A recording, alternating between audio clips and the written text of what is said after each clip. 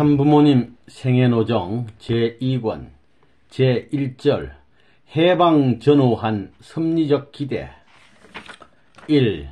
제2차 세계대전과 기독교 문화권 세계 기독교 역사의 주류 기독교 문화권은 여자 문화권, 신부 문화권입니다. 동양 문화권은 신랑 문화권입니다. 모든 도주들이 신랑들이 동양에서 나왔습니다. 신랑 되시는 예수님이 동양 문화권 안의 모든 종교권, 인도의 불교나 중국의 유교라든가 동양의 종교 문화권을 흡수해야 했습니다. 로마는 여자와 마찬가지이기 때문에 소리만 쳐도 흡수하게 되어 있었습니다. 그러나 예수님은 죽었기 때문에 몸뚱이를 잃어버렸기 때문에 영적인 국가 기준을 대표할 뿐이에요. 죽었으니 아시아 대륙을 잃어버렸다는 것입니다. 다시 올 때는 이걸 찾아야 돼요. 부활시켜야 되는 거예요. 그리고 이태리 반도에서 잘못했습니다. 로마 교황청, 로마 민족을 택해 세운 것은 로마 민족 제일주의를 위해서 택해 세운 것이 아닙니다. 로마 민족을 택한 것은 로마의 기독교 왕국을 세운 것은 세계를 구하기 위한 것이라는 걸 몰랐습니다. 로마를 위한 기독교 문화권이 아니었다고요. 이 문화권은 신교와 구교의 싸움으로 인해 영국으로 건너가서 기반을 닦은 것입니다. 그래서 영국은 한때 5대양 6대주에 해지는 날이 없다고 할 정도였습니다. 세계 어디든지 자유자재로 움직일 수 있는 판도를 갖게 해준 것입니다. 이것은 영국을 통해서 세계를 구하자는 하나님의 뜻이 있었던 것입니다. 그걸 영국이 몰랐다고요. 그런데 거기서 다시 신교 구교가 싸움을 하자 신교의 교도들은 대상을 건너 미국에 가서 신교 독립국가를 세운 것입니다. 이건 하나님이 세운 것입니다. 그래서 미국은 200년 동안에 구라파의 모든 정수를 전부 다 빼왔습니다. 인맥으로부터 신앙의 골수를 전부 빼와서는 이 태평양을 상대로 여자 문화권을 중심 삼고 기독교 문화권을 중심 삼고 200년 동안에 2000년 역사를 다시 한번 새롭게 결실시킨 것입니다. 기독교 문화권과 민주세계 이렇게 지금까지 2000년 역사를 거쳐와 가지고 개인에서부터 가정, 국가, 세계권을 만들어 오늘날 미국이라는 나라를 중심 삼고 하나의 신교 국가를 건립함으로 말미암아 여기에서 새로운 영적 세계를 움직일 수 있는 승리적 발판을 닦았다고 보는 것이 원리관인 것입니다. 그러면 그 미국이란 나라는 어떤 나라냐? 그런 관점에서 보면 영육을 중심 삼은 기독교의 희생의 대가로서 결실된 나라입니다. 미국이 그러한 나라이기 때문에 어떻게 하든지 하나님의 섭리는 여기에서 이 기독교를 어떻게 통합하느냐 하는 걸 생각지 않을 수 없는 것입니다.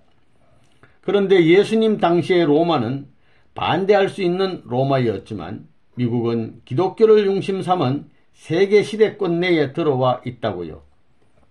그러니까 지지할 수 있는 로마와 같은 형태가 됐다는 거예요. 그때에는 국가시대였기 때문에 세계의 기반이 남아 있었지만 오늘날은 세계시대이기 때문에 세계의 기준이 하늘편에 설 수 있는 참소권을 넘어선 단계에 왔다 하는 걸 알아야 된다고요. 그게 다르다는 거예요. 그것이 기독교의 공로예요.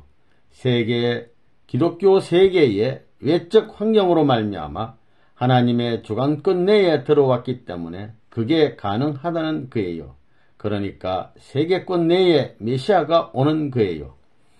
그래서 전 세계 기독교 문화권을 중심 삼은 민주세계는 제2 이스라엘권이 되는 것이요.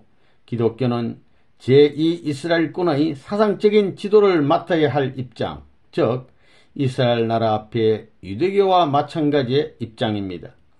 이스라엘과 기독교는 이렇게 영적으로 쭉 연결되게 되어 있다는 것입니다. 국제연맹 실패와 2차 대전 발발. 근대사에 와서는 세계는 두 번에 걸친 세계대전을 치렀습니다. 1914년 사라예보에서 오스트리아의 황태자가 암살되는 한 발의 총성으로 점화된 세계 제1차 대전은 순식간에 구라파 전역을 불바다로 만들었고 16개 나라가 가담한 가운데 3천만 명의 사상자를 내는 처참한 전쟁을 겪었습니다. 구라파의 참상을 보고 세계 지도자들은 무슨 대가를 치렀더라도 이제 다시 전쟁을 일으켜서는 안 되겠다는 뼈저린 각성에서 미국의 윌슨 대통령의 제창으로 국제연맹을 결성하였습니다. 그러나 국제연맹은 40여 종의 국제 분교를 처리하기는 하였으나 강대국의 분교 처리에 실패하면서 윌슨 대통령의 원대한 꿈은 온데간데 없이 사라지고 미국 상원의 비준도 받지 못한 채 결국 실패로 막을 내리고 말았던 것입니다. 전쟁을 막아보려는 인류의 갈망은 좌절되었습니다. 그리고 그로부터 20년이 못 되어서 또다시 세계는 2차 대전의 참화 속에 휩쓸려 갔습니다. 2차 대전의 심리적 의의. 종교의 목적은 뭐냐? 아담 완성하는 것입니다. 또 하나님의 구원 섭리의 목적은 뭐냐? 아담 완성하는 거예요. 하나님의 목적이나 천사장의 목적이 아담 완성하는 것이기 때문에 그 기준을 세워놓고 영계와 육계를 놓고 재탕감해야 됩니다. 영육을 중심 삼은 사탄 세계와 하늘 편적 천사권이 싸우는 거예요. 싸워가지고 성패를 겨루는 이것을 2차 대전으로 보는 거예요. 성경상으로 보면 아마겟돈 전쟁이라는 거예요. 그 2차 대전이 어떤 전쟁이었느냐 하면 말이에요. 영국과 미국과 프랑스가 연합해서 일본과 독일과 이태리를 대해서 싸우는 세계적인 전쟁이에요. 이게 싸우는 거예요. 자, 타락할 때 심었으니 심은 대로 거둬야 됩니다.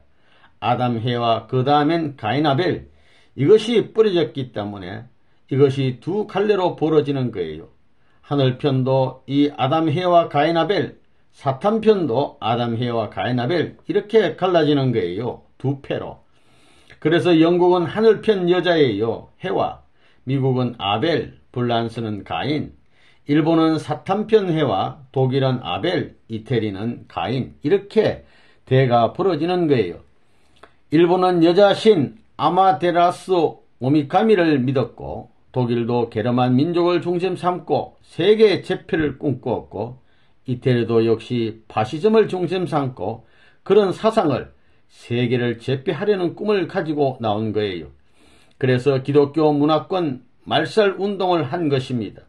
히틀러는 유대인 600만 명을 학살했고 이태리도 기독교 말살운동을 했습니다. 완전히 사탄편이에요.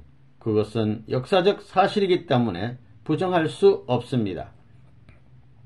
그런데 독일은 대륙나라이고 그 다음에 일본은 섬나라이고 이태리는 반도나라입니다. 그리고 미국을 보면 미국은 대륙에 속해 있고 영국은 섬나라에 속해 있고 프랑스는 뭐냐면 이베리아 반도에 있는 나라입니다. 크게 보면 그렇게 본다는 거예요. 그렇기 때문에 이것은 세계사적인 지구의 전체를 총합한 전쟁이에요. 그 바다까지도 전부 다 연결시킨 싸움이에요. 그래서 이 민주주의 진영 3국하고 동맹국 3국하고 싸워가지고 민주 진영이 이겨야 된다는 것입니다. 인합국 승리의 심리적 결과. 지금까지의 역사는 장자권 복귀의 역사였습니다. 이것을 빼놓으면 아무것도 안 돼요. 2차 대전 직후에 그 장자권을 복귀할 수 있는 기반이 되었던 것입니다. 그때를 보면 어머니를 중심 삼고 하늘편 아벨이 장자가 되는 것입니다. 하늘편 아벨이 장자가 되어서 사탄편 가인이 아벨 뒤를 따라오게 되어 있었어요. 졌으니까 굴복해야 되는 것입니다. 어머니인 영국, 그 다음에는 장자권을 복귀한 미국, 그 다음에는 과인권 세계, 사탄 세계의 판도입니다. 가인적인 세계가 동생의 자리에 서 가지고 순응하게 되었으니까 부모가 오는 것입니다. 역사 이래의 기독교 문화권을 중심 삼고 장자권 복귀 형태가 이루어져서 통일 세계가 된 것은 그때가 처음이었습니다. 1차, 2차 세계대전을 거치면서 얼마나 수많은 인류를 학살시키고 희생시켰겠어요. 이런 성리적 기반을 닦아가지고 2차 대전 이후에 미국을 중심 삼고 하나의 세계 형태를 만들어 가지고 뭘 하려 한 것이냐 이거예요. 그것은 메시아 때문이에요. 메시아 때문입니다. 오직 한 분 메시아 맞기 위해서예요. 따라서 2차 대전이 승리로 끝났다는 사실은 영계의 하늘편 천사권하고 지상 천사권이 사탄 세계를 대해 승리했다 그 말이에요. 그러니까 아담이 나타날 수 있는 때가 온다 이거예요. 그래서 2차 대전 직후에 재림조 현현시대가 온다고 하는 거예요. 미국의 전후 처리 책임, 세계 2차 대전은 대서양뿐만 아니라 태평양까지도 불바다로 만들었습니다. 수천만의 인류가 살상을 입었고 드디어 두 발의 원자탄의 투하로 간신히 그 종말을 지었습니다. 세계가 또다시 이와 같은 생지옥이 되는 것을 막기 위해 이번에는 1945년 4월 25일 샌프란시스코에서 국제연합 곧 유엔을 창설하기에 이르렀습니다. 유엔 기구가 나옴으로 말미암아 약소 민족의 해방이 벌어집니다. 역사에 그런 일이 없었습니다. 그런데 유엔 기구가 나오면서 왜 그랬어요? 부모님이 오는 때이기 때문입니다. 가인이 아벨을 때린 역사를 어느 한때에 가인이 아벨을 사랑했다는 조건으로 세워야 되겠기 때문에 패전 국가를 해병시켜 줌으로 말미암아 비로소 역사적인 해원 성사를 통하여 풀 수 있는 한때를 역사 종말 시대에 마련해야 하는 것입니다. 그리고 유엔이 무엇이 됐어야 하느냐 하면 기독교를 중심 삼고 새로운 당을 만들어야 된다 이거예요. 기독교 민주당을 중심 삼은 유엔 기구가 생겨났어야 된다고요. 기독교 민주당. 그러한 배경 밑에 유엔은 세계 당인 기독교 민주당을 지지하는 기관이 됐어야 된다 이거예요. 전 세계 기독교 국가의 국회다 이거예요. 하나님의 뜻에서 보면 본래 유엔은 기독교 정신을 중심 삼은 세계의 국가들이 결속하는 본령이 되어야 할 것이었습니다. 공산주의 국가를 포함하는 유엔은 절대로 하나님의 뜻이 아니었습니다. 그런데 미국은 성전 후 전후 처리를 잘못했습니다.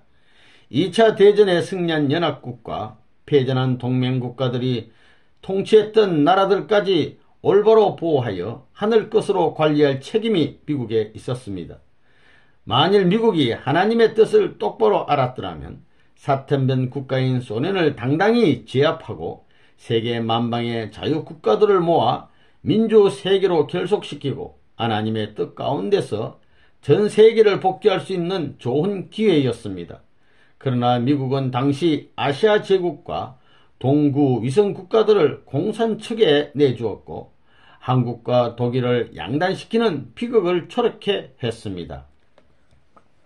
섭리권의 아시아 이양 2차 대전으로 말미암아 아시아의 전역을 전부 다 장악할 수 있었습니다.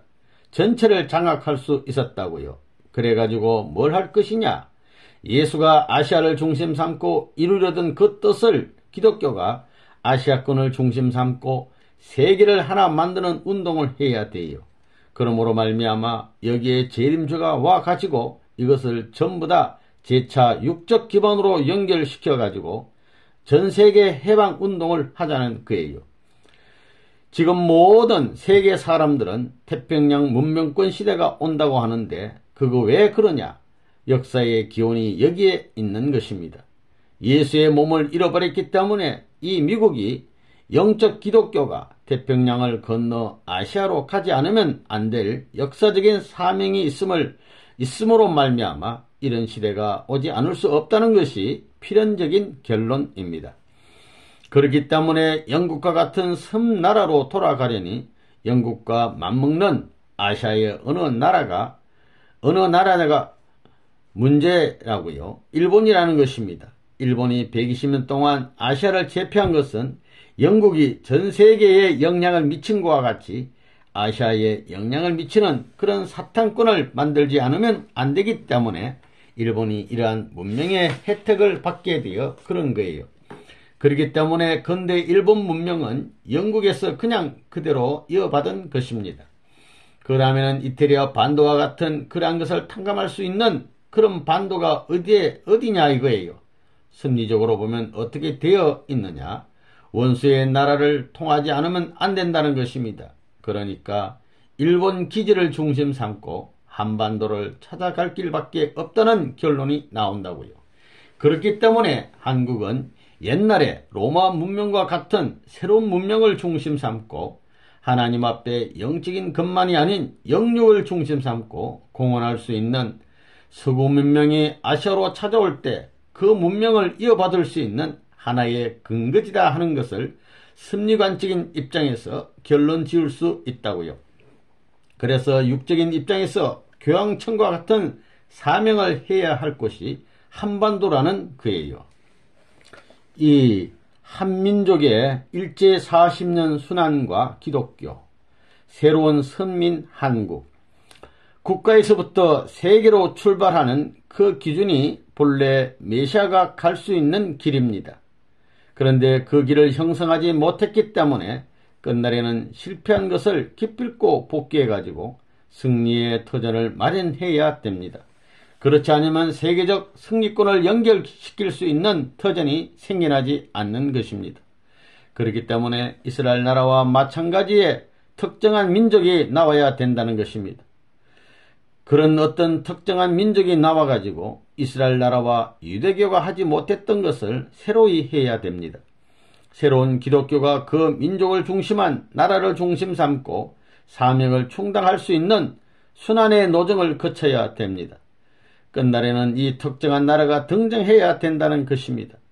하늘은 특정한 그 나라를 통해서 제1차 이스라엘권의 실패를 다시 수습하기 위한 지상 섭리를 하지 않을 수 없다는 것입니다. 그 나라가 어떤 나라냐? 오늘날 우리 원리에서 지적했듯이 한국이 되어야 합니다. 한국은 몇 가지 점에서 볼 때 유일한 특성을 지닌 나라입니다. 첫째로 한국 민족은 단일 민족입니다. 둘째로 한국인은 매우 종교적입니다. 한국인은 천성적으로 종교를 깊이 이해하고 있습니다. 셋째로 한국인은 고통을 이해합니다. 한국인은 역사를 통하여 끝없는 시련과 곤란을 겪어야만 했습니다. 이 같은 조건에서 한국인은 충성과 헌신할 줄 아는 정신으로 불멸의 영적 기대를 발전시켜 왔습니다. 이 모든 것이 하나님께서 선택할 민족이 지녀야 할 가장 중요한 특성입니다. 그것은 하나님의 성품과 부합되기 때문입니다. 40년 민족적 순환. 제2차 세계대전 동안에 한국은 일본의 통치하에 있었습니다. 한국의 애국지사들 가운데에는 일본의 압제에 대항해서 싸웠던 사람들이 많습니다.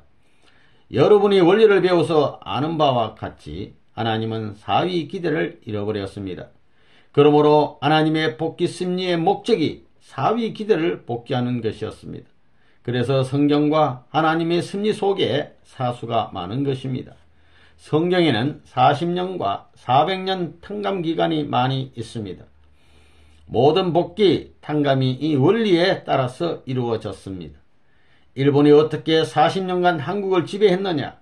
사탄편 해와는 앞으로의 하늘나라의 아담이 오는 걸 안다는 것입니다. 그렇기 때문에 참된 주인이 오는 걸 사탄이 벌써 알고 4000년 역사를 종결 지을 수 있는 주인이 오는 걸 알고 40년 동안 이것을 망치기 위한 점령을 한 거예요. 그래서 아시아의 대륙을 점령하는 것입니다. 그런 걸 보게 되면 한국은 선의사적 역사에 있어서 중심국가적 하늘의 뜻이 있기 때문에 참이 나타나기 전에 악이 나타나는 것이 발전적 노정의 원칙이 되어 있기 때문에 악한 사탄이 40년 동안을 지배했고 아시아를 유린했다는 걸 알 수 있어요. 앞으로 반도를 중심 삼고 중국을 넘어 이스라엘까지 대륙을 통합하는 시대가 역사의 종말 시대에 찾아오는 것을 알고 있기 때문에 사탄은 붕괴 작전을 준비해 온 것입니다. 그래서 한국의 12세에서 40세 되는 가장 중심되는 여자들을 정신대로 끌고 가 한국 민족성에 오점을 남기려고 한 거예요. 근본적으로 황폐화시키려고 했던 것입니다. 기독교의 순환과 애국운동. 이스라엘 나라와 기독교가 영육을 중심 삼고 사탄권에서 지배받으면서 싸워놓은 것과 마찬가지로 한국도 40년간 육적인 면에서 원수에게 지배받으면서 영적인 면에서 이 나라를 위해서 생명을 바칠 것을 각오하는 무리를 중심 삼아 가지고 독립운동을 해 나왔습니다. 이러한 정기를 중심 삼아 가지고 하나님은 승리의 인연을 세워 나오셨다고 우리는 봐야 하는 거예요.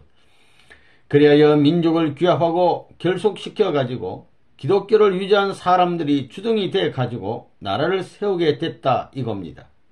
그렇게 기독교 신자들이 영적인 면에서 외정 40년 탄압 가운데 나라도 없는 가운데 죽음길을 자진해 가면서 나라를 사랑하는 충절의 도리를 세워왔다는 것은 심리사적으로 중대한 의의가 있는 것입니다. 시간이 제2차 세계대전의 종말에 가까워짐에 따라 압박은 더욱더 가혹해졌습니다. 일제 말기에 일본인들은 그들의 압박을 가중시켰고 기독교인들에게 신사참배를 강요했습니다. 독실한 기독교인들은 신사참배를 거부하고 지하로 숨었습니다. 어떤 사람들은 만주로 갔고 어떤 사람들은 소련으로 갔고 어떤 사람들은 산으로 가서 숨어 살았습니다. 하나님을 믿으면서 일본으로부터 해방의 그날을 갈망하는 많은 사람들이 있었습니다. 일본 정부와 내통했던 기독교 목사들도 많이 있었습니다. 그들은 일본의 지시에 따라서 행동했습니다. 그러나 한편으로는 지하에서 산에서 여전히 믿음을 지키며 해방의 그날을 기다리면서 싸운 애국적인 독실한 기독교인들이 많이 있었습니다. 1944년 말쯤 해서는 일본 정부로부터 기독교에 대한 박해가 최고의 첨단에 달했습니다.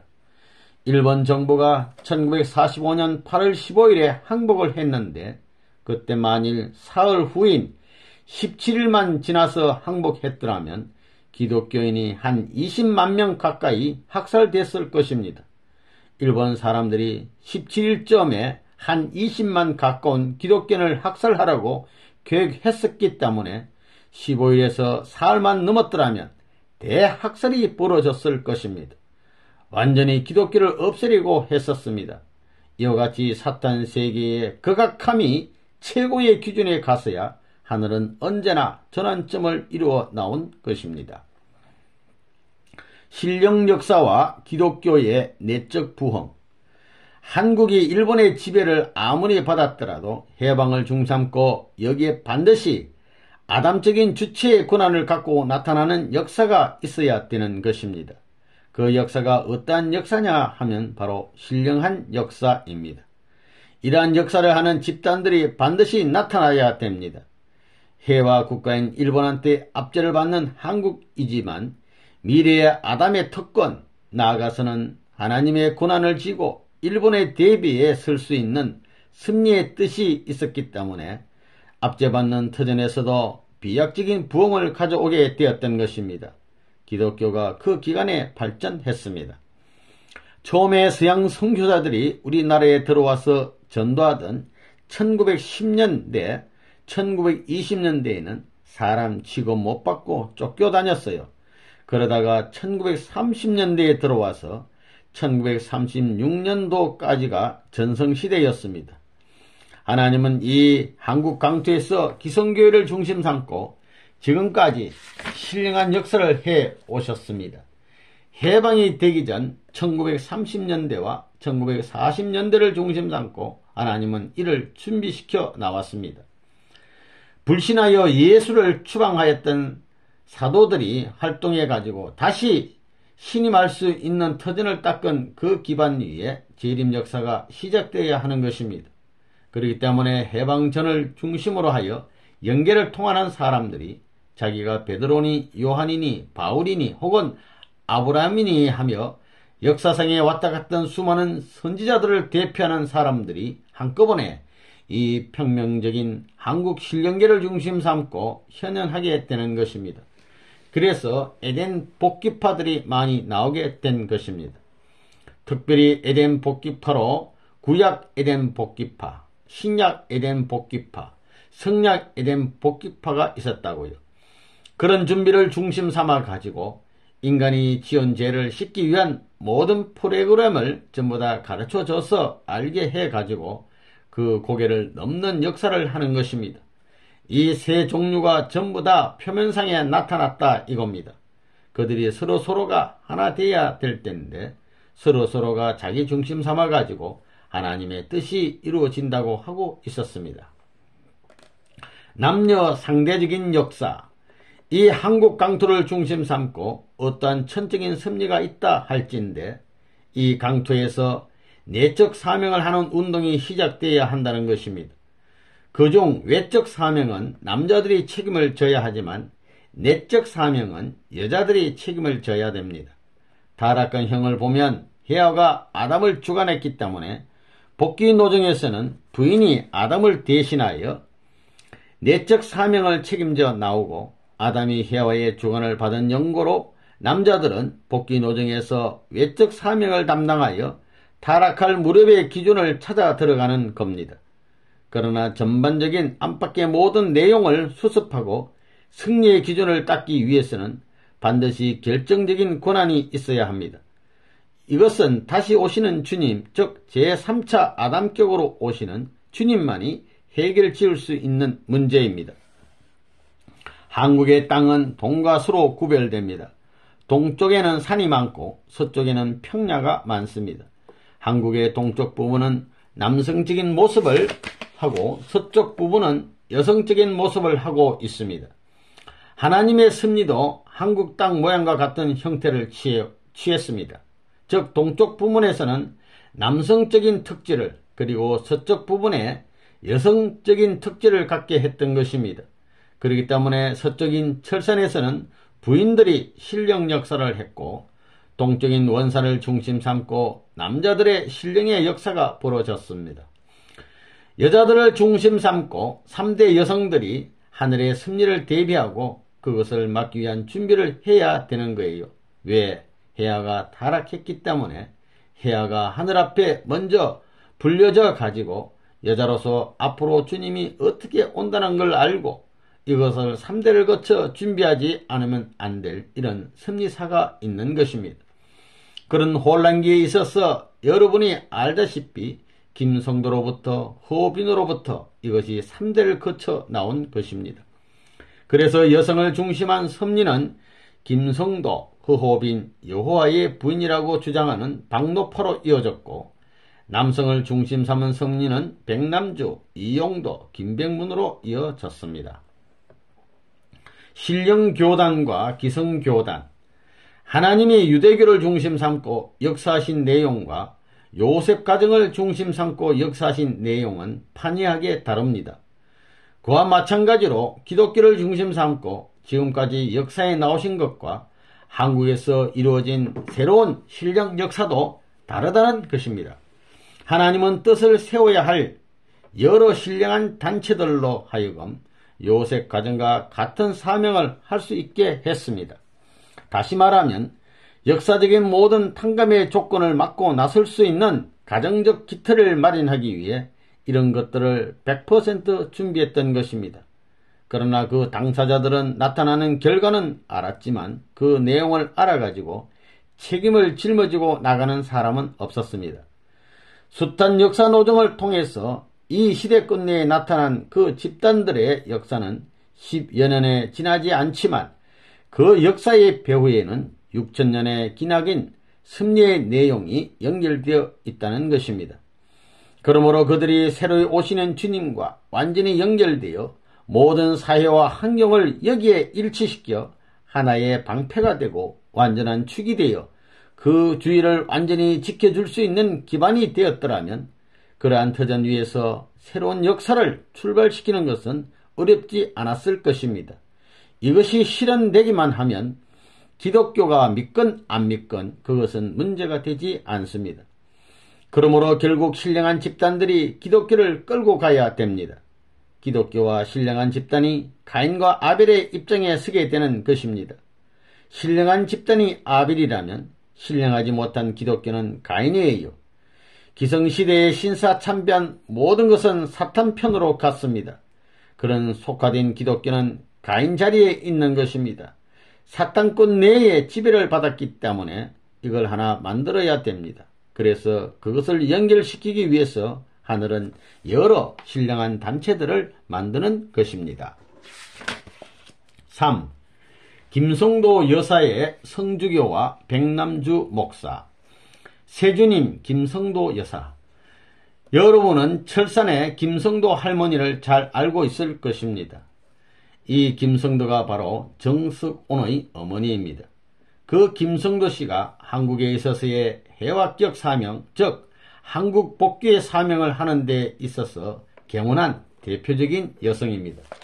그 여자는 보편적인 계통을 밟아가지고 시집을 가서 가정을 이루어서는 안 되게 되어 있다는 것입니다. 틀림없이 그렇게 되어 있습니다. 그렇기 때문에 정석원에게는 어머니가 둘이 있어야 됩니다. 갈라내가지고 섭리하시기 때문에 반드시 그러한 혈통을 따라오지 않으면 복귀할 수 없습니다. 두 가닥이면 하나는 하늘편, 하나는 사탄편입니다. 세주란 세 주인을 말하는데 이는 부인을 보고 주님이라고 한 것입니다. 왜 그랬느냐? 창조 이념으로 볼 때 부부는 한 몸이 되게 지었기 때문에 일체 이념을 중심 삼고 역사하는 것입니다. 신랑 신부의 자리는 창조 이념이 이루어진 자리이기 때문에 그 최고의 기준을 중심 삼고 가르쳐 준다는 것입니다. 남자인 주님은 곧 하늘이요 땅은 부인인데 부부는 한 몸이니 땅에서 주님이라 하는 자가 있는 것입니다. 그래서 부인인데도 주님이라고 하는 사람이 많습니다. 김성도 여사의 신앙과 하나님의 계시. 그 부인의 남편은 그녀가 기독교인이 되는 것을 좋아하지 않았습니다. 더구나 그녀는 항상 밤 1시에 일어나 아침 낮을까지 기도를 했습니다. 모르는 자에게는 그런 행동이 이해될 수 없습니다. 남편의 박해에도 불구하고 그런 일을 계속했습니다. 신앙을 위해서 생명을 바칠 준비가 되어 있었습니다. 그래서 영계에 의해서 그 당시에 한국에서 특별히 독실한 기독교인으로 인정받았습니다. 하나님과 직접적인 대화를 가졌습니다. 직접 계시를 받았습니다. 즉, 그 부인은 하늘로부터 많은 가르침을 받았습니다. 한국 해방의 정확한 날짜를 들었습니다. 재림주가 육신을 쓴 인간으로 한국에 올 것이라는 것도 들었습니다. 또한 주님에 의해서 한국이 특권을 가진 나라가 될 것이며 한국에 의해서 온 세계가 하나님에게 복귀될 것이라는 것을 알았습니다. 하늘이 철산을 중심 삼고는 이러한 기반을 닦으면서 준비를 해 나온 것입니다. 여기에 있어서 에덴의 복귀가 어떻게 되고 해아가 어떻게 타락했나 하는 것을 자세히 가르쳐 주지는 않았지만 대강 그 윤곽적인 내용은 연계해서 가르쳐 주는 것입니다. 감사의 노래. 이들은 감사하는 패들입니다. 이래도 감사하고 저래도 감사하는 패들입니다. 가만히 생각해보면 그것이 옳은 것입니다. 감사할 줄 아는 사람에게는 사탄이 침범하지 못합니다.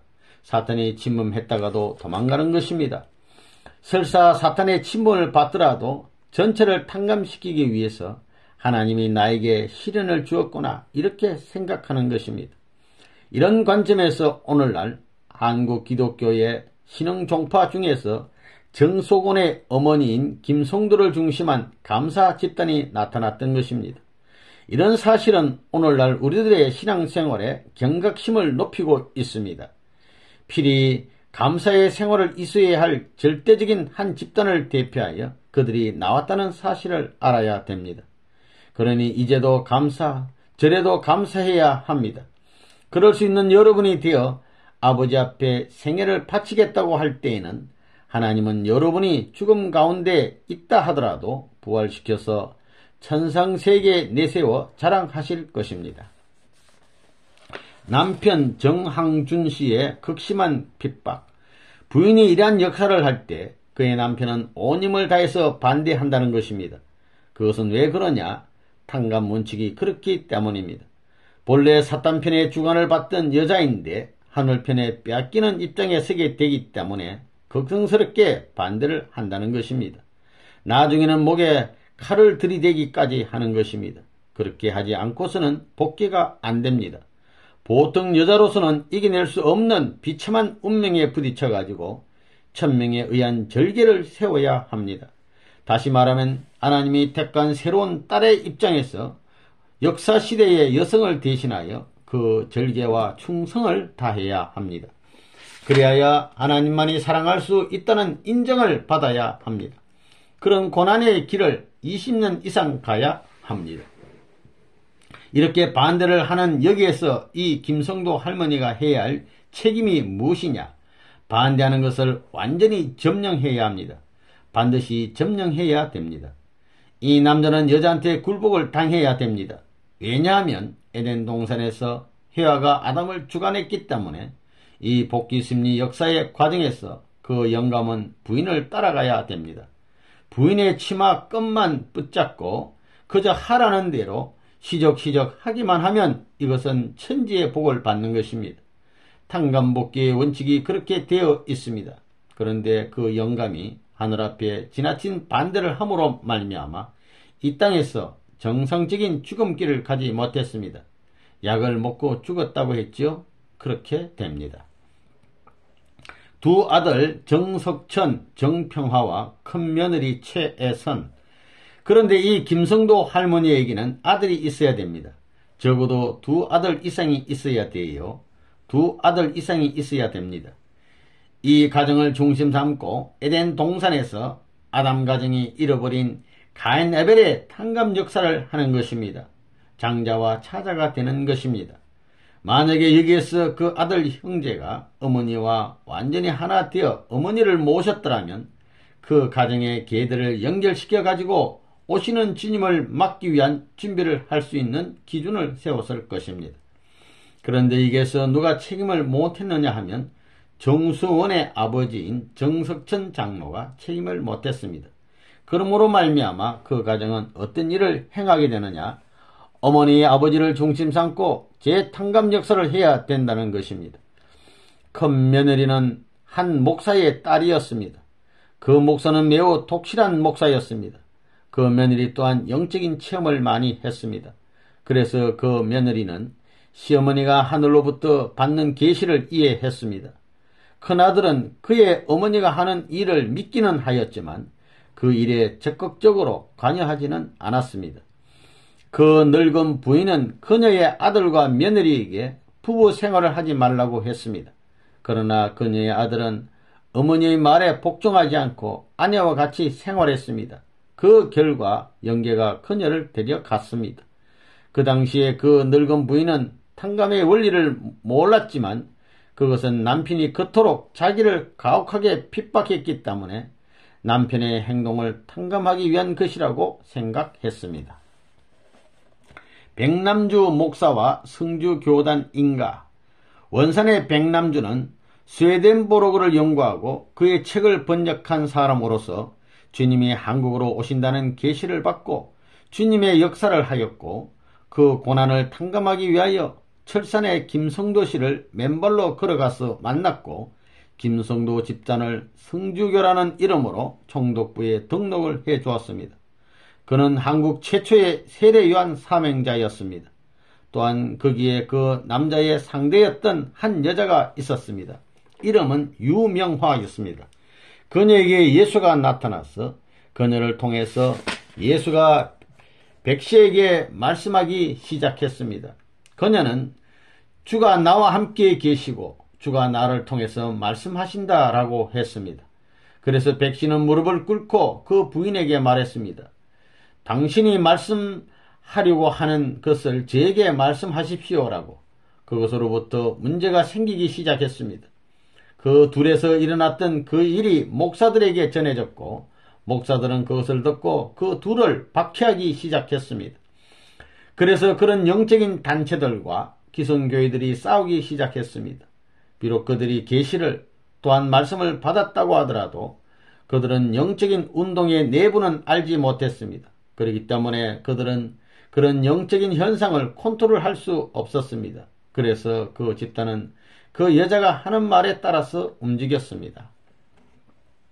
김성도 여사와 백남주 목사의 결렬. 사탄 세계에 있어서 여자 홀로 국가를 중심 삼고 싸워서는 안 됩니다. 반드시 남자와 둘이 합해가지고 공동작전을 함으로 말미암아 하나의 터전을 이루어야 하는 것입니다. 백남주가 그런 일을 해주었지요. 해주었습니다. 그런데 여기에서 완전히 하나 되어야 했는데 그러지 못했습니다. 이 백남주라는 사람도 영계 계시를 통해서 앞으로 한국이 어떠한 시대로 하나님의 특별한 승리의 역사를 받들 수 있는 나라가 된다는 것을 알았지만 어떻게 된다는 내용은 몰랐습니다. 철산을 찾아가 그쪽과 죽든 살든 하나 되어가지고 언언하며 나가야 될 것이었는데 그러한 사명을 다하지 못하고 갈라졌습니다. 그리하여 복귀 승리의 제1대적인 터전에 문제가 벌어졌습니다. 그래서 이러한 사명은 옮겨집니다. 철산의 김성도 여인을 대표하여 개척자의 터전을 중심 삼아가지고 기반을 닦으려고 했던 하나님의 뜻이 이루어지지 않음으로 말미암아 일대에 있어서는 뜻을 해결짓지 못하고 이대로 넘어가게 되었습니다. 완전히 둘로 갈라져 어느 한편에 서지 못했습니다. 신령한 역사편도 되고 진리편도 되고 이것이 전적으로 하나님의 뜻이라는 것을 확정적으로 결정지지 못하고 나왔던 것입니다. 성주교의 순환과 김성도 여사의 타계, 가정에서 벌어진 그 여자의 사건이 교회 목사를 통해서 사회에 연결되고 그것이 나중에는 나라까지 문제되는 것입니다. 이 정손 할머니 김성도도 그런 경우에 해당되는 것입니다. 가정에서 핍박받던 것이 교회와 목사가 핍박받게 되고 이것이 나라의 핍박까지 받게 되니 감옥까지 연결되는 문제가 벌어지는 것입니다. 모든 기성교회들이 그들을 박해하기 시작했습니다. 그것은 일본의 압박이 가장 극심한 때였습니다. 얼마 후 일본인이 망하게 될 것이라는 것을 계시받았습니다. 그들이 계시받았던 것을 그들은 해를 거듭하여 전파하기 시작했습니다. 이것은 널리 알려졌습니다. 그런 것들이 목사들의 귀에까지 들어갔습니다. 목사들이 이 집단을 멸망시키고자 했습니다. 그들은 일본 정부 관리들에게 가서 그런 것을 말했습니다. 그 목사들의 고발에 의해서 그 늙은 부인은 투옥되었습니다. 그녀는 모진 고문을 당했습니다. 그래서 석방 후에 그녀는 죽었습니다. 4. 이용도 목사의 새유수교와 허빈 여사의 폭증교, 이용도 목사의 부흥운동. 서쪽은 허빈에게 넘어가고 동쪽은 이용도 목사에게 넘어가는 것입니다. 백남주는 아담형입니다. 이 사람들이 책임 못함으로 말미암아 이용도 목사가 나오는데 그는 허빈과는 파가 좀 다릅니다. 원래 그들은 합해야 합니다. 그런데 한때는 합했다가 다시금 갈라졌습니다. 그리하여 이영도 목사는 무엇을 만들었느냐? 예수교회를 만들어서 나옵니다. 중앙신학교 교장이었던 이호빈 목사나 박재봉 목사는 한국 기독교에 불을 붙인 사람들입니다. 1930년대에 이용도 목사는 한국에서 그야말로 엘리야적 불을 가지고 온 것입니다. 이 사람이 강의를 하면 수많은 군중을 하늘의 역사에 잠기게 하는 등 하늘의 은혜를 물 붓듯이 퍼부어 주었습니다. 왜 물 붓듯한 은혜를 부어 주었느냐? 이스라엘과 유대교가 하나 되어 로마를 반박해야 했던 것과 마찬가지로 한국에 있어서도 기독교가 한국을 완전히 얻고 넘어가서 반대하는 일본을 물리치고 하늘의 권위를 세워야 할 싸움이 남아 있었기 때문입니다. 하늘은 그에게 강력한 불을 주어가지고 전 기독교가 하나 될 수 있는 길을 모색하려 했던 것입니다. 그리하여 전 기독교가 완전히 하나만 됐더라면 절대 신사참배를 하지 않았을 것입니다. 전부 일치단결하여 일본을 반대하고 나섰으면 총칼을 들이대지 못하게 되어 있었습니다. 왜? 아담의 고난을 주장할 수 있는 자리에 서기 때문입니다. 기성교회의 반대와 이용도 목사의 타계, 그런데 이러한 특정한 사명을 짊어지고 왔던 사람들을 반대했습니다. 그 반대한 대표자가 누구냐 하면 김림서입니다. 이 사람이 이용도 목사를 붓으로 반대하고 나섰습니다. 거국적인 선동을 했습니다. 하늘이 사자를 보내 전국의 기독교를 통일시키려고 했는데 이런 일을 한 것입니다.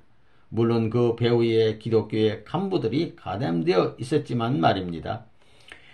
그리하여 평양을 중심 삼고 출발하여 새 예수교 운동을 했던 이용도 목사는 1933년에 죽었습니다. 그때 나이가 몇이었느냐 하면 33세였습니다. 예수님의 연령과 같습니다. 그가 33세의 젊은 나이에도 불구하고 한국 교계의 선풍적인 바람을 일으켰던 사실은 하나님의 역사가 아니고서는 도저히 불가능한 것입니다. 영적인 운동들도 두 가지 형태로 나누어졌습니다. 즉 하나는 내적이었고 다른 하나는 외적이었습니다. 그때 이들 두 교회, 즉 복중교와 새로운 예수교회를 통일하라는 하늘로부터의 가르침이 있었습니다. 그래서 서쪽 집단이 하나 되기 위해서 동쪽 집단이 있는 곳으로 갔으나 동쪽 집단은 그들을 받아주지 않았습니다.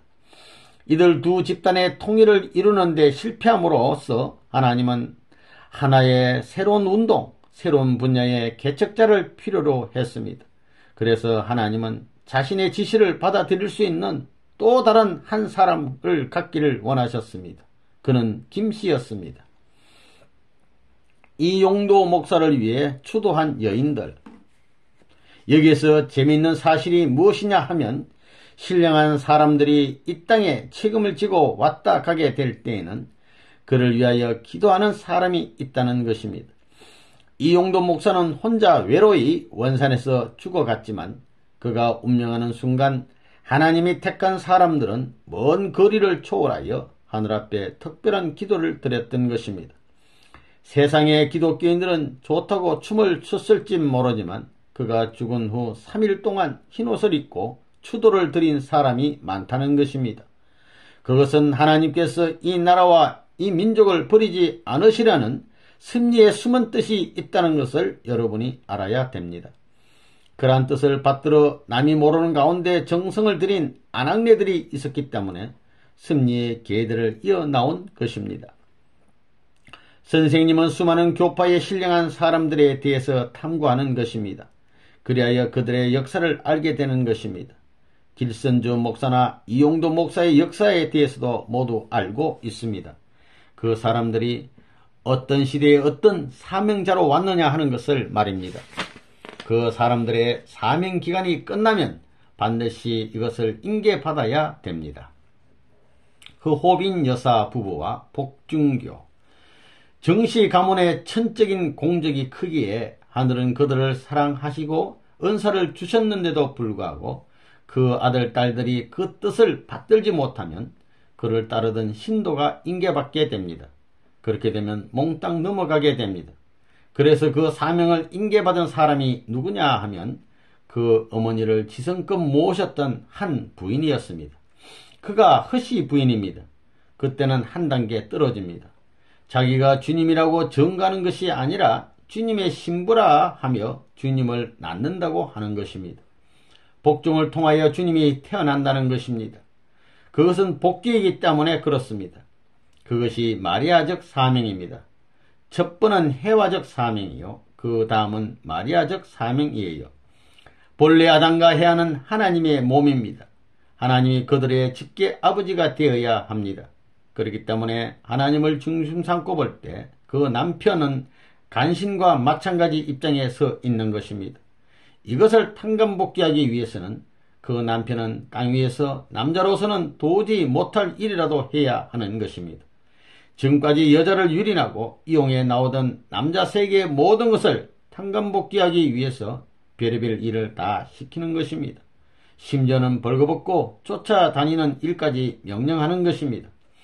그러면 이 부처가 해야 할 일이 무엇이냐? 이 부처는 요셉과 마리아 형입니다.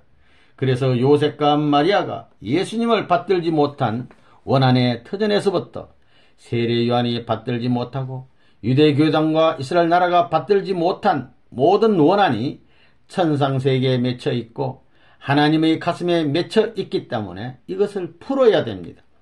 해방전에 그런 터전을 닦아야 합니다. 그래서 그 부인이 외정 때에 사탄편 해와 국가인 일본과 싸웠습니다. 사탄편 해와 국가와 하늘편 해와가 싸우는 것입니다. 허호빈 여사에게 내린 예수님의 계시. 그런데 계시가 허호빈 씨의 배를 통하여 전달됐기 때문에 그 집단을 복중교라고 한 것입니다. 복중교라는 이름은 자기 집단에서 지은 것이 아니라 그때의 소문으로 만들어진 명사입니다. 그들은 김여인의 일을 이어받기를 원했습니다. 그래서 그들은 김여인을 통한 이 일이 하나님의 참 섭리라고 믿으면서 열렬하게 기도했습니다. 그때 예수가 그녀에게 나타났습니다. 예수는 이 부부에게 계시를 내려주기 시작했습니다. 예수는 그들에게 어떤 처지에서도 모든 어려움을 참고 견디고 자기의 뜻을 받들 것을 부탁했습니다. 그 부인은 생활의 전부를 주님을 중심 삼고 해 나왔습니다. 그렇게 되면 하늘은 맨 처음에 죄를 벗는 방법을 가르쳐주고 그 다음엔 생활하는 방식을 가르쳐주고 또 그 다음엔 주님이 오신 뒤에 자녀를 기르는 방식을 가르쳐줍니다. 순수가 그렇습니다. 그 허시 부인은 주님을 모시고 생활할 수 있는 법도와 전체적인 규례를 세워가지고 준비했습니다. 마리아적 사명이니 허시 부인은 예수를 낳아가지고 기르는 체험을 했을 것입니다. 예수님이 태어나서 자라던 모든 것을 체험했을 것입니다. 예수님이 30여 년을 지내시다가 이 땅 위에서 뜻을 이루지 못하고 가셨으니 그 모든 원한을 풀기 위한 일체의 준비, 탕감적인 일체의 준비를 해야 된다는 것입니다. 복중교의 모심의 훈련과 준비, 복중교의 일이 그거예요. 주님을 모실 수 있는 완전한 준비입니다. 그러니까 예수님 때에 모든 한을 풀어줄 수 있는 준비를 하는 것입니다. 그 다음에는 주님이 이 땅에 와서 최고의 생활을 할 수 있게끔 해야 된다는 것입니다. 어느 누가 부럽지 않은 영국 왕실도 부럽지 않은 생활을 해야 된다는 거예요. 사실 그렇지요. 그렇기 때문에 그것을 준비하기 위해서 주님이 입을 옷의 치순이 무엇이니 전부 다 가르쳐 주는 거라고요. 그들은 예수가 어릴 때부터 33살까지 입을 옷들을 만들라는 계시를 받았습니다. 예수가 3일마다 갈아입을 수 있을 만큼 많은 옷들을 한 번은 한복으로 그리고 한 번은 양복으로 매 3일마다 입을 수 있도록, 그리고 그들이 그의 옷을 만들 때에 그들은 재봉틀을 사용할 수 없었습니다. 그들은 한 번에 세월 이상 꿰매지 말라고 들었고 이것을 만들기 위해서 그들은 온 방을 깨끗이 청소해야 했으며 한 벌을 다 만들 때까지는 일어설 수가 없었습니다. 화장실에 가는 것도 허용되지 않았습니다. 비록 너희가 그런 대가를 치른다고 하더라도 너희는 주를 영접하지 못하리라 하늘은 그렇게 그들에게 말했던 것입니다. 그리고 그들이 어떤 것에서 실수를 했을 때에는 하늘로부터 가혹하게 징계를 받았습니다. 그래서 그들은 하늘의 지시들을 따르지 않을 수가 없었습니다. 옷들의 크기는 예수의 성장에 따라서 점점 커지게 되었습니다. 그 다음 그들이 예수의 옷 만드는 것을 끝낸 후에 그들은 오실 주님의 위한 옷을 만들라는 말씀을 들었습니다. 그들은 그 주님의 옷을 만드는데 더 많은 정성을 들이라는 계시를 받았습니다. 그들은 세 끼를 마치 잔치상같이 준비했습니다. 하루에 3번 고기를 먹었습니다. 그 부인은 주님의 학문적인 배경을 비롯한 모든 것을 하늘로부터 들었습니다. 그래서 그들이 주님을 만날 날을 기다리고 있었습니다. 주님을 영접하기를 날마다 기다렸습니다.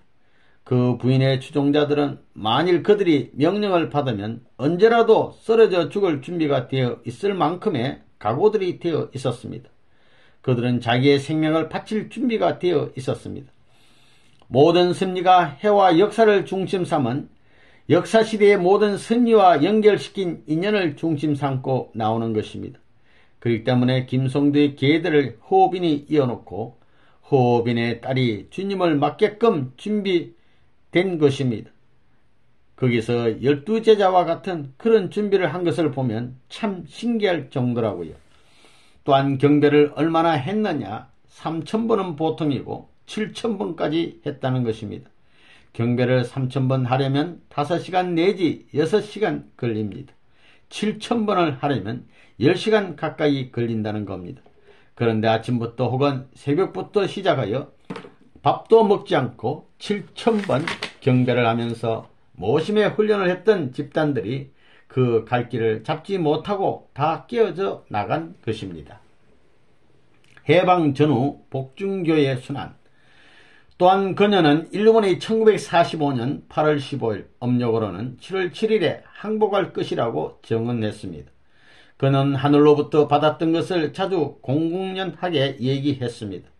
그녀가 일본 경찰에 의해 석방되기 전날 그녀는 천황의 머리 위에 한 천사가 서서 천황한테 너희는 하늘의 원수들, 그래서 너희는 멸망할 것이다 라고 말하는 환상을 보았습니다. 바로 그 다음날 일본의 천황은 라디오 방송으로 항복한다고 말했습니다. 그녀는 또한 다음날 몇 시에 천황이 방송할 것이라는 것도 들었습니다. 그 다음날 똑같은 일이 일어났습니다. 그녀가 하늘로부터 받았던 모든 것이 그대로 실현되었습니다. 그러므로 모든 그녀의 추종자들은 그녀를 따르지 않을 수 없었습니다. 그래서 그들은 해방의 날을 맞이할 수 있었습니다. 그들은 또 일본이 멸망할 때 너희는 재림주를 만날 것이다 라는 계시를 받았습니다. 그들은 감옥에서 풀려났을 때 기뻐서 춤을 추었습니다. 그러나 그들은 여전히 기승교회로부터 박해를 받았습니다. 결국 한국에서 부인으로서 역사를 처음 시작한 사람이 김성도인데 이것을 소생으로 하여 허오빈을 거쳐 박노파로 이어졌습니다. 5. 종족적 신앙기반과 참아버님. 참아버님의 내적인 준비 완결. 내가 자라는 그때는 외정때로서 압제를 받던 시대였습니다. 그렇기 때문에 아무리 포부를 크게 갖고 아무리 벅찬 희망을 가슴에 품고 있다 하더라도 자기의 모든 내적 심정을 토로할 수 있는 환경이 주어지지를 않았습니다.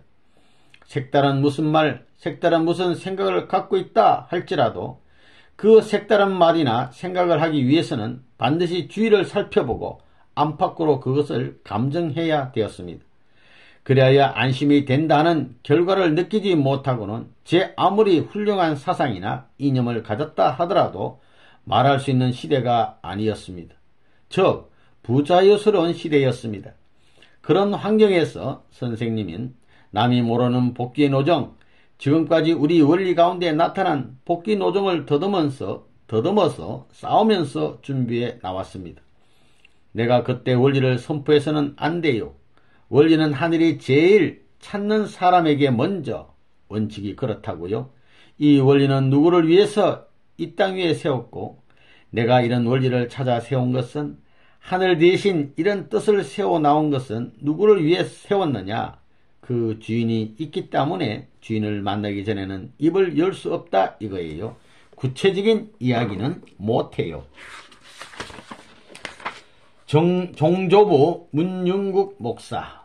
우리 종조부로 말하면 이승만 박사하고 친구였습니다. 3.1 독립선언문을 기한한 5사람 가운데 한 분입니다. 체남선하고 친구고 말이에요. 이분은 평양신학교를 나왔고 영어도 잘하고 한학에도 능통한 사람이라고요. 그 할아버지를 보면 잘생겼지요. 이성훈 씨가 오산학교를 설립할 때는 배후에서 우리 할아버지가 같이 해가지고 세운 것입니다. 그래 정주에서 지금까지 인재들이 많이 나온 것은 이 오산학교가 있었기 때문인데 여기서 애국적인 사상을 중심 삼고 항일투쟁의 사상적 터전을 마련했습니다. 그 할아버지는 목사였는데 3.1운동 당시 이북 5도 대표였습니다. 그렇기 때문에 3.1 만세 운동 때 원래는 33인 가운데 들어갈 것이었는데 이명룡씨라는 우리 할아버지 교회의 장로였던 사람이 33인 가운데 대신 들어갔습니다. 하늘은 참 가정적으로 잘 준비해 놓았던 거예요. 우리 종조부가 나하고 같이 했으면 손자한테 전부 다 교육받아가지고 목사고 뭐고 보따리 다 둘러맸을 거예요. 충모님과 대형님, 우리 어머니는 나를 얼마나 사랑했는지 모릅니다. 우리 어머니의 마음이 자기의 마음이 아니었어요. 내가 이런 사람이 될 것을 어머니는 벌써 알았던지 집안 문정에서 나밖에 믿을 사람이 없는 줄 알고 내가 말하게 되면 어머니는 무슨 일이라도 한 것입니다. 그러니까 모자협조는 탕감복지도 모르고 다 수습이 된 것입니다. 또 우리 형님은 동생인 나에 대해서는 절대적이었습니다. 가인의 입장에서 완전히 탕감할 수 있는 기대가 자연히 조성된 것입니다. 우리 형님은 동생인 나에 대해서 다른 것은 몰라도 역사상에 수많은 형이 있었고 수많은 동생이 있었지만 내 동생은 역사적인 동생이라고 알고 있었습니다. 그러기에 내가 뭐라고 하면 절대적으로 순종했습니다. 내가 이렇다 하면 그렇게 알고 100% 믿지 의심이 없어요. 그러니까 가인 복귀가 됐어요. 또 모자 협조도 끝났어요. 안 끝났어요? 끝났습니다.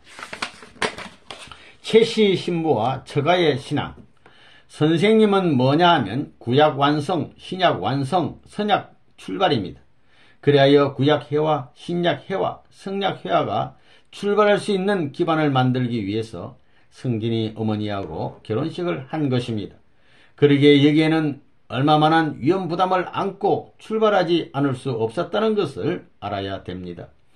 그럼 성진이 엄마는 어디에 대표였느냐 하면 신령한 여자 집단의 대표적인 여성이었습니다. 그래서 그 대표적인 여성을 취한 것입니다. 그 집단의 책임자가 지극히 사랑하는 사람을 빼낸 것입니다. 그 오빠는 그때까지 신사참배한 기성교회를 믿고 어머니와 그 딸은 재건교회를 믿었습니다. 그게 가인 아벨입니다. 재건교회를 믿는 사람들은 신사참배를 안 한 패들이거든요. 이렇게 한국 교회로 보게 되면 오빠는 소생이요, 어머니는 장성이요, 성진이 어머니는 완성으로 딱 연결된 것입니다. 성진이 어머니까지 하면 성진이 어머니는 나에게 속해 있기 때문에 소생, 장성, 완성이 된다 이거예요. 그 당시에 성진이 어머니한테 지금 내가 여러분에게 해주는 말씀을 다 가르쳐 주었더라면 대번에 믿었을 것입니다. 그러나 성진이 어머니가 전 기독교 기반 위에 선 어머니의 입장에 섰다면 그것이 가능했다는 것입니다. 그러나 전체 기독교를 대표한 기반 위에 서지 못했기 때문에 전체 기반을 닦을 때까지는 가르쳐 줄 수가 없는 것입니다. 에덴 동산에서 남자가 여자의 주관을 받음으로 말미암아 완전히 타락했기 때문에 이번에는 여자가 남자에게 무조건 굴복하고 무조건 순종할 수 있는 기반을 세워야 했던 것입니다. 그러지 않고는 복귀가 안 된다는 것입니다.